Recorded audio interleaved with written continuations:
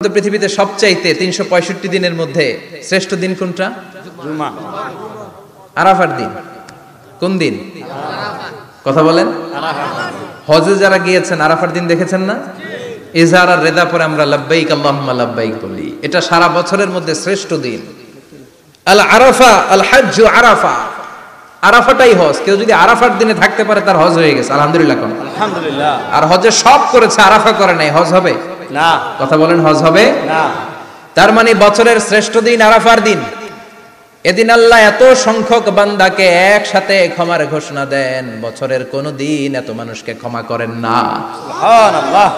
আবার শয়তান ওই দিনে এতটা লাঞ্ছিত বোধ করে, এতটা অপমান বোধ করে, বছরের কোন দিন শয়তান এত অপমানিত হয় না। এজন্য বিশ্বনবী বলেছেন খায়রুদ দুআ দুআ ও আরাফা, সবচাইতে শ্রেষ্ঠ দোয়া আরাফার দিনের দোয়া।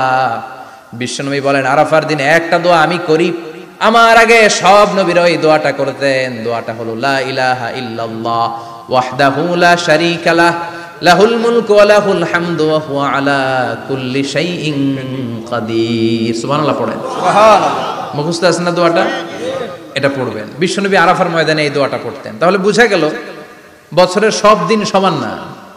সব দিন সমান না। বছরের সবচাইতে শ্রেষ্ঠ দিন হচ্ছে আরাফার দিন। কোন দিন? এবার বলেন বছরের সবচেয়ে শ্রেষ্ঠতম রাত কোনটা?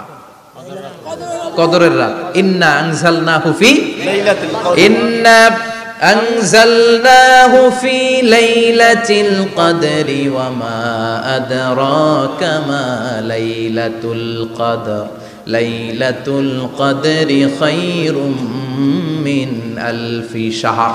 হাজার মাসের চেয়ে সেরা। ওই রাতে ইবাদত করলে, হাজার মাস যাবত ইবাদত করলে যেই সওয়াব, ওই পরিমাণ সওয়াব আমলনামায় তুলে দিবে কে? আল্লাহ। শ্রেষ্ঠ রাত, কদরের রাত। এবার বলেন বছরের সবচাইতে শ্রেষ্ঠতম মাস কোনটা? রমজান মাস। শাহরু রমাদান আল্লাযী উনজিলা ফীহিল কুরআন। যে মাসে কোরআন নাজিল হয়েছে এই মাসের চেয়ে শ্রেষ্ঠ কোনো মাস থাকতে পারে? চিল্লায় বলেন থাকতে পারে?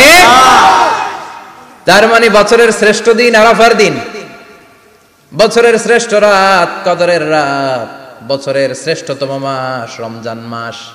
এবার বলেন সপ্তাহের মধ্যে শ্রেষ্ঠতম দিন কোনটা? বিশ্বনবী বললেন সাইয়্যিদুল আইয়াম, leader of the all days in the week. সপ্তাহের যতগুলো দিন আছে 7টা দিনের সর্দার হচ্ছে ইয়াউমুল জুমা, জুমার দিন। চিল্লায় পড়েন আল্লাহু আকবার। তার মানে বছরের শ্রেষ্ঠ দিন আরাফার দিন, বছরের শ্রেষ্ঠ রাত কদরের রাত, শ্রেষ্ঠ মাস রমজান মাস, আর 7 দিনের মধ্যে শ্রেষ্ঠতম দিন হচ্ছে জুমার দিন। কোন দিন? জুমার দিন। এই সূরাতুল জুমা নিয়ে আমরা কথা শুনবো ইনশাআল্লাহ। বলেন ইনশাআল্লাহ। এটা সাধারণ দিন নয়। ফিহি খালাকাল্লাহু আদম। কালকের এই দিনটায়, এই জুমার দিনে আল্লাহ তাআলা সাইয়েদনা আদম আলাইহিস সালামকে তৈরি করেছেন। সুবহানাল্লাহ। বিশ্বনবী বলেন লাম্মা খালাকাল্লাহু আদম ওয়া কানা তুলুহু 60 যিরাআন। আল্লাহ তাআলা যখন আদম আলাইহিস সালামকে তৈরি করলেন 60 হাত লম্বা করে তৈরি করলেন। সুবহানাল্লাহ। আর আমরাও যারা জান্নাতে ঢুকবো আমাদের আকৃতি থাকবে 60 হাত লম্বা। মজা করে সুবহানাল্লাহ পড়তে পারলেন না? আল্লাহ সাইয়েদনা আদমকে তৈরি করলেন এই জুমার দিনে। আবার সাইয়েদনা আদম আলাইহিস সালামকে পৃথিবীর বুকে তিনি পাঠিয়ে দিয়েছিলেন এই জুমার দিনে। সুবহানাল্লাহ। কুল নাহবিতু মিনহা জামিআ, O Adam go down with your wife, তোমার স্ত্রী হাওয়াকে নিয়ে পৃথিবীতে নামো। সাইয়েদনা আদম আলাইহিস সালামকে আল্লাহ তাআলা পাঠিয়েছিলেন শ্রীলঙ্কার একটা পাহাড়ে, অ্যাডামস পিক। ওখানে ঐতিহাসিকভাবে প্রমাণিত, এটা হাদিসে নেই, কুতুবুত তারিখে এসেছে। শ্রীলঙ্কা একটা পাহাড় আছে, কলম্বো থেকে অনেক দূর। ওই পাহাড়ের চূড়ায় সাইয়েদনা আদম আলাইহিস সালামের ফুটপ্রিন্ট আছে। ফুটপ্রিন্ট মানে পায়ের ছাপ।